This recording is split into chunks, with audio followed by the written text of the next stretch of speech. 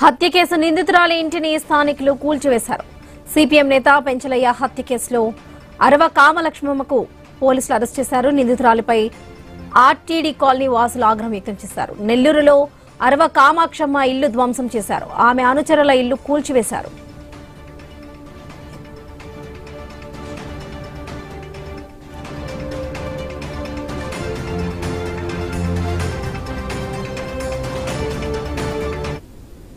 హత్య కేసు నిందితురాలి ఇంటిని స్థానికులు కూల్చివేశారు.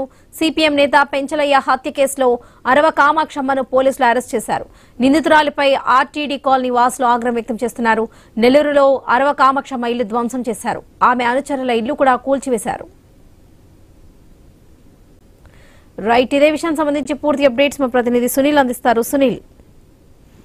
వరలక్ష్మి, ఇటీవల సిపిఎం కార్యకర్త పెంచలయ్య హత్య కేసు అయితే నెల్లూరు జిల్లాలో సంచలనంగా మారిందని చెప్పాలి. అయితే గంజాయికి వ్యతిరేకంగా కూడా ప్రజలకు అవగాహన కల్పించే సదస్సులు కూడా ఆయన నిర్వహించిన పరిస్థితి అయితే ఉంది. స్థానిక పోలీసులు కావచ్చు, అధికారులతో కలిసి కూడా నిర్వహించడం జరిగింది. నిర్వహించిన అనంతరం కూడా ఈ గంజాయి బ్యాచ్ ఎవరైతే ఉన్నారో పెంచలయ్య అనే వ్యక్తిపై కక్ష కట్టిన పరిస్థితి అయితే ఉంది. కక్ష కట్టిన అనంతరం ఈ గంజాయి వ్యాపారం జరగాలంటే పెంచలయ్య ఉండకూడదనే నేపథ్యంలో పెంచలయ్యపై హత్యాయత్నం చేశారు. ఆ హత్యాయత్నంలో కూడా పెంచలయ్య చనిపోయిన పరిస్థితి అయితే ఉంది. అయితే దీని వెనుకున్న నడిపించిన దాదాపుగా మొత్తం ఈ చనిపోయిన అనంతరం కూడా దాదాపు 9 నుంచి 10 మంది అయితే ఈ హత్య చేసే విషయంలో పాల్గొన్న పరిస్థితి అయితే ఉంది. అయితే వీళ్ళందరికీ సంబంధించి వీళ్ళందరూ ఎవరి ద్వారా చేశారు ఏందని పోలీసులు అయితే ఇన్వెస్టిగేషన్ చేశారు.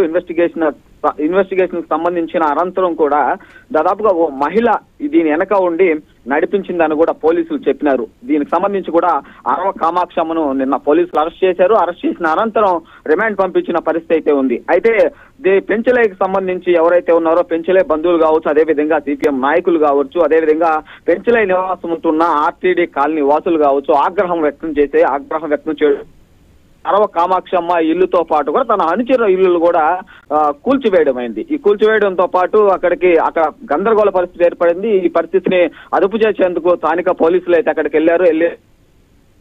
పోలీసులు సమాధానం చెప్పకుండా ఓ కుటుంబాన్ని నాశనం చేసి ఆ కుటుంబ పెద్దను చంపేయడం ఎంతవరకు సబబు అంటూ కూడా పోలీసులతో ఆర్టీడీ కాలనీ వాసులు వాగ్దానం దిగిన పరిస్థితి నెల్లూరు జిల్లాలో నెలకొందని చెప్పుకోవచ్చు. వరలక్ష్మి. రైట్.